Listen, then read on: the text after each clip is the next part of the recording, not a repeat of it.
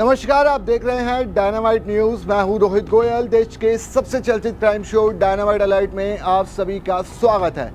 9 मार्च की रात को भारत और न्यूजीलैंड के बीच चैंपियंस ट्रॉफी का फाइनल मुकाबला खेला गया। मुकाबले में भारत ने न्यूजीलैंड को 4 विकेट से हराकर शानदार जीत दर्ज की। भारत के चैंपियंस ट्रॉफी जीतते ही देश के अलग अलग हिस्सों से जश्न की तस्वीरें सामने आने लगी। इंदौर के महू से जश्न की तस्वीरों के बीच बवाल की तस्वीर सामने आई। इंदौर के महू में भारत के चैंपियंस ट्रॉफी जीतने के बाद एक जुलूस निकाला गया और देखते ही देखते इस जुलूस ने हिंसक झड़प का रूप ले लिया। जैसे ये जुलूस जामा मस्जिद के आगे से निकला तभी ये झड़प शुरू हुई। बताया जा रहा है जैसे ही नमाजी नमाज पढ़ के मस्जिद से निकल रहे थे तभी जुलूस वहां से निकल रहा था और लोग भारत के चैंपियंस ट्रॉफी जीतने का जश्न मना रहे थे और तभी दोनों गुटों में झड़प हो गई और देखते ही देखते झड़प पथराव में तब्दील हो गई। एक दूसरे में पथराव के बाद पूरे इलाके में स्थिति इतनी तनावपूर्ण हो गई कि दंगाइयों ने कई वाहनों को आग लगा दी और कई दुकानों को भी आग के हवाले कर दिया। सूचना मिलने पर पुलिस बल भारी संख्या में मौके पर पहुंचा और स्थिति को नियंत्रण करने की कोशिश की। पुलिस के लिए काम आसान नहीं था क्योंकि दोनों पक्षों से लोग काफी उग्र हो रखे थे। पुलिस को आंसू गैस के गोले तक दागने पड़े भीड़ पे और साथ ही साथ लाठी चार्ज कर भीड़ पे काबू करना पड़ा।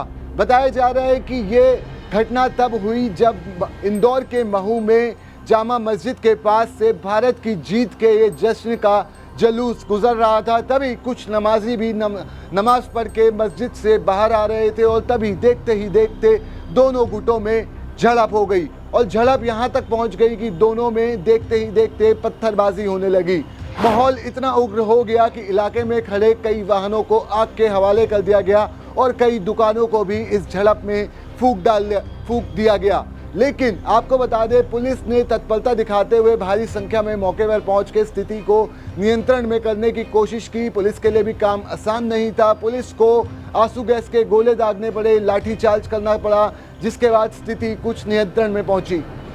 वहीं इस पूरे विवाद पर जामा मस्जिद के इमाम का कहना है कि कुछ लोग नमाज पढ़ के मस्जिद से बाहर निकल रहे थे, तभी जीत के जश्न का जो जुलूस है वो मस्जिद के आगे से गुजरा और दोनों लोगों के बीच, दोनों गुटों के बीच कुछ कहासुनी हो गई और नौबत यहाँ तक आ गई कि मामले ने पूरा हिंसक झड़प का रूप ले लिया। तरावी की नमाज चल रही थी, उसी बीच में जुलूस यहाँ से शोर शराबा करते हुए निकला और जब तक हम नमाज से फारिग होते, जब तक यहाँ शायद जुलूस का आखिरी हिस्सा बचा हुआ कुछ होगा, नमाज के लिए नमाज से फारिग होकर निकल ही रहे थे तो किसी ने बम अंदर की तरफ फेंका। सुतली बम था वो और उससे पूरा धुआं उठा और पूरी सिचुएशन क्रिएट हो गई और सारे लोग पैनिक हो गए। इस तरह फिर वो बात बढ़ती चली गई। फिर क्या हुआ?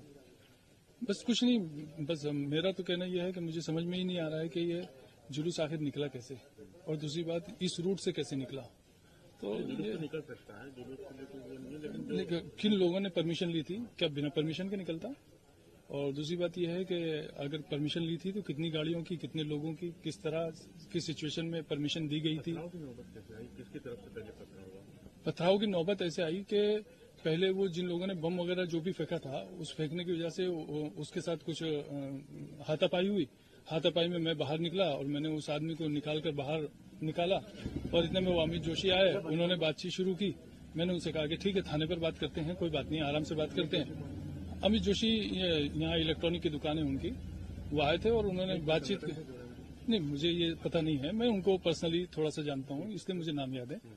तो उसके बाद उन्होंने यहाँ से वो गए और वहाँ से वो वहाँ पहुंचे होंगे और उसके बाद उधर से पथराव शुरू हुआ। यहाँ प्रशासन के सामने हम बात कर ही रहे थे, हमारे साथ जो लोग नमाजी थे और इसके अलावा जो और लोग थे जो आसपास से आ गए हों, हो सकता है यहीं पास में रहने वाले, जब शोर शराबा सुना तो आ गए। तो हम पुलिस प्रशासन के साथ बैठकर उनको बिठाकर समझाइश देकर बात कर रहे थे, इतने में उधर से पथराव शुरू हो गया। पुलिस के सामने पथराव हुआ? हाँ, पुलिस के सामने शुरू हुआ। वहीं पूरी स्थिति की गंभीरता को समझते हुए पूरे पुलिस प्रशासन के आला अधिकारी मौके पर पहुंचे। मौके पर कलेक्टर, डीएम समेत पुलिस की भारी पुलिस बल को तैनात किया गया। किसी तरह स्थिति पर पुलिस ने काबू पाया। पुलिस को इस दौरान आंसू गैस के गोले का भी इस्तेमाल करना पड़ा, साथ ही लाठी चार्ज भी करना पड़ा, जिसके बाद स्थिति नियंत्रण में आई। पुलिस के वरिष्ठ आला अधिकारी और कलेक्टर का इस पूरे मामले पर यह कहना था कि हमने स्थिति को नियंत्रण में कर लिया है। मामले की गंभीरता को लेके जो भी लोग इस पूरे प्रकरण में लिप्त हैं, पुलिस का और प्रशासन का कहना है कि उनके खिलाफ सख्त कार्रवाई की जाएगी। देखिए, महू में सबसे पहले तो मैं क्लियर करना चाहता हूं कि अभी पूरी तरीके से शांति है और कहीं किसी तरीके की अशांति नहीं है। इसीलिए मैं सभी लोगों से ये अपील करूंगा कि चूंकि शांति स्थापित है, इसीलिए अब किसी प्रकार की अफवाह पे ध्यान न दें और किसी तरीके का रिएक्शन न दें। इसके साथ साथ जो चीज़ें हुई हैं उसमें कई सारे वीडियोस भी आए हैं, उनमें कुछ पत्थरबाजी की और आगजनी की जो घटनाएं हुई हैं उन सभी को एक एक करके पहचाना जाएगा और बहुत कड़ी से कड़ी कार्रवाई की जाएगी। अभी वर्तमान में हम लोग पूरी तरीके से शांति स्थापित हो इसके लिए काम कर रहे हैं। उसके आगे जाके किस तरीके से घटना हुई, कौन कौन से लोग शामिल थे, कौन किसने क्या किया है, हम लोग बहुत कड़ी कार्रवाई चलेगी। ऐसे में हमारी भी आपसे यही अपील है कि जब चैंपियंस ट्रॉफी की जीत के जश्न में पूरा देश डूबा हुआ है तो किसी भी तरह की अफवाहों पर और अप्रिय घटनाओं पर विश्वास ना करे, तथ्यों को जांचे परखे तभी विश्वास करे। आज के डायनामाइट अलर्ट में इतना ही। अब मुझे दीजिए इजाजत, फिर मुलाकात होगी एक नई क्राइम स्टोरी के साथ। तब तक आप अपना ख्याल रखिए, सावधान रहिए, सुरक्षित रहिए, क्योंकि नजर हटी तो घटना घटी। नमस्कार।